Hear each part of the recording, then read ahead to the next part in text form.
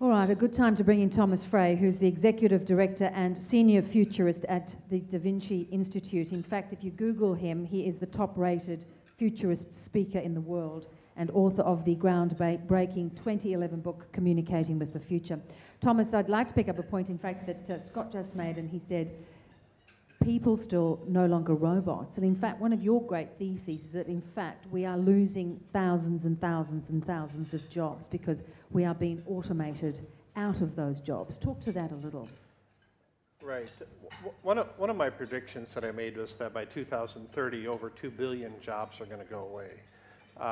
That doesn't mean we're going to have 2 billion people that are unemployed, but roughly half of all the jobs in existence right now are going to transition into something else over the coming 2 decades. And we've just kind of stepped on the accelerator of change, and things are happening very quickly. The average person in the United States today that turns 30 years old has had 11 different jobs. It's equivalent to that around here as well. My prediction is that the average person that turns 30 just 10 years from now will have worked between 200 to 300 different projects. We're becoming a much more project-based workplace. The internet has created this elaborate communication systems that allow us to match the needs of a business with the talent of individuals in far more precise ways than ever in all history. And this is creating lots of new opportunities. Surprisingly, this matches up very well with young people today. Young people actually find security in being able to jump from job to job to job. So a lot of these people, though, that are moving from one position to another are going to have difficulty finding one project after another. And so I talk about this whole idea of the creation of what I call business colonies. It's a place where people that are doing part-time work, project-based work, will go to find their next project. This is very similar to the way the movie industry has worked for years. When the movie industry has had a new movie project comes into play, it attracts writers and directors, camera guys, makeup people, lighting people. They all come together for this project. As soon as it's over, they disband and then they form around another project. It's very organic in nature. Now, there's a general trend in the business world to be moving in that direction simply because we can. Businesses have an obligation to hire the fewest number of people they can get away with. And well, most people don't like us to hear that. They have an obligation to their current employees. They have an obligation to their shareholders. They have an obligation to survive. And that's why they hire the fewest they can get away with. And so as a result of this, the entire employment world is due to be shaken up in a lot of different ways. And so a lot of that's going to unfold over the coming 2 decades here. Now that probably is sending shivers through a lot of people, you know, in terms of thinking about that and how you manage that unpredictability. A question to all of you in terms of that, and I'm happy for you to just jump in as you'd like. How then do you manage business, government planning issues around that sort of great movability of people that, you know, they, as you say, if you're working in that kind of model, most people would probably be part-time workers all of their lives. How do you then bring planning into that? Can we have an argument here? Please go for it. If you go to a second-hand bookshop up probably Carlton or somewhere, you will find a whole shelf of books on the future written 20, 30 years ago, all of which said jobs for life would disappear. There'd be a shortage of work overall, so we'd have mass unemployment.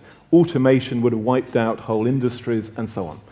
And it's really interesting to see what actually happened. In certainly almost every OECD country, the share of the workforce with a permanent job has not gone down at all. The share of the length of average tenure of jobs has not gone down at all over 40 or 50 years. Employment levels have gone up a little bit overall, for reasons mainly to do with women entering the workforce. Robots did destroy lots of jobs in manufacturing, but new jobs were created in things like healthcare and the media and so on. And governments, interestingly, went wrong because many of them were convinced of this story of everyone becoming a sort of sole trader, that everything would become like a Hollywood movie industry, and so they made pensions portable, for example, in the UK, on that basis, and that turned out to be a far less efficient system than getting employers to provide pensions to employees. So all I'd ask, any discussion of the future, be really skeptical, because I may be completely wrong what I'm saying, just as Thomas may be, but there's some conventional stories about the future which often turn out to be wrong and lead to wrong effects. And the basic message I'd have thought of any kind of future preparedness is to be ready for multiple scenarios, including ones which are the fashionable ones, but also ones which are the unfashionable ones. And that's the way you're robust and resilient. Whereas if you go with the fashions, you may make disastrous mistakes. And I say that's happened in the labour market in my country, a bit less so here. And so a little warning there. Just on this point of scenarios, this idea of telling multiple stories about what could happen as a way of developing robust strategies is well established and has been used at least since the late 60s or early 70s. And this is a good way of acknowledging the fact that that we can't accurately predict what will happen. I think it's necessary, though, to go one step further and to talk not only about trying to understand and adapt to different possible scenarios, but also how, working with others, we can influence what will happen. And so in that sense, I think the pure scenario work you describe, although useful, has reached a limit, where we now are talking about futures that we can't and don't want to adapt to. And this is where coalitions beyond or broader than a single organization or even a single sector are required.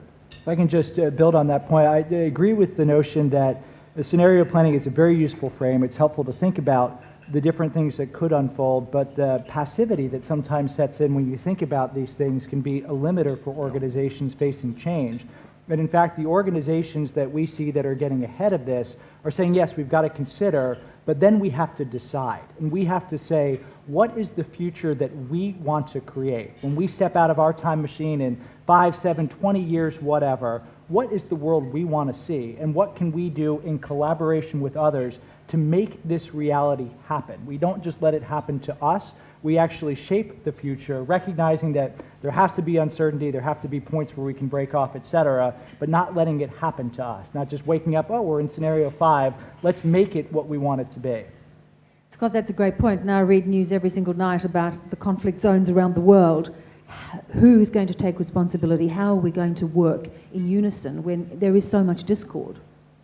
It's a great question, and I bet you some of my colleagues on the panel will have great answers to that. But I think there's a couple things that I would say. Number one, the world needs more leadership. It needs more people who will take firm stands, and opposed to say, okay, 53% of people, 46% of people, I'm from America, I live in Singapore, I love Singapore too.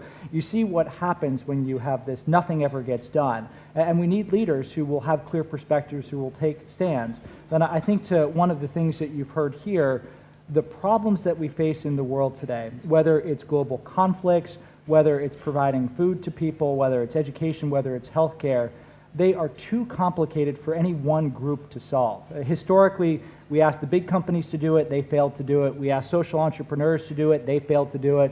We asked the NGOs to do it, they failed to do it. You need to find ways to bring these things together. And increasingly, interestingly, we're seeing a few large companies, still a few, who are combining together their difficult to replicate assets with entrepreneurial behaviors, working in conjunction with third parties to unleash massive change on markets. Unilever is bringing clean water to tens of millions of people. Medtronic is making healthcare affordable in India. IBM is making our cities smarter. You have a number of examples that are beginning to emerge of these coalitions of forward-thinking companies with great entrepreneurs and government involvement really tackling some of the big problems we have today. And we need more of this. Jump in? Well, just to make one comment, because my colleagues and I have done a lot of work in these conflict zones of Guatemala or Argentina or Cyprus or Northern Ireland or around Aboriginal issues in Australia. And it's true that there is a need to build alliances with people, not just with friends and colleagues, but with strangers and opponents. And in a sense, that's a way of taking leadership. But at the same time, simply taking a stand is only half the story. And I think just to balance it, the other thing which is needed is to be able to have a point of view, have a perspective, have an interest, have a position, and suspend it.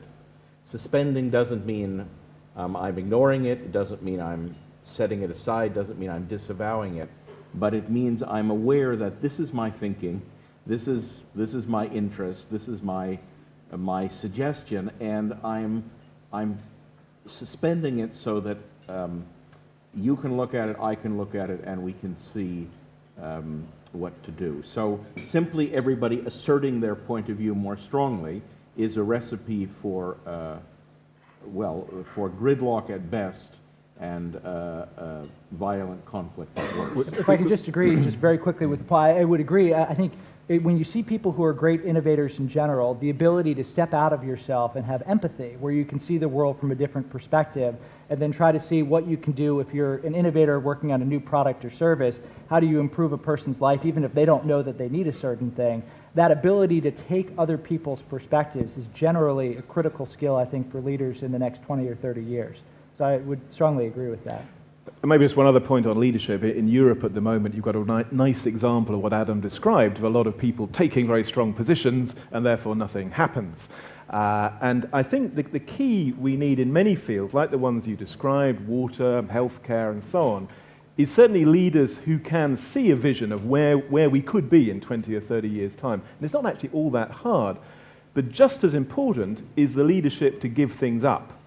And this is what's usually hardest, particularly in big organizations, is leaders willing to say, this thing I'm really attached to is part of our being, we've got to say goodbye to it. For me, that the best visual representation of innovation is Turner's painting, The Fighting Temeraire. I don't know if any of you can picture that in your heads, which is a beautiful painting of an old sailing ship being towed into port to be smashed to pieces, and it's being towed by an ugly little steamboat. And it really symbolizes how often we have to be willing to give up things we are very attached to, and often quite beautiful, in order to create the space for change. And that's the hardest thing, I think, for leaders. It's not so hard, actually, having the vision. The hard thing is being rigorous about what you have to clear away.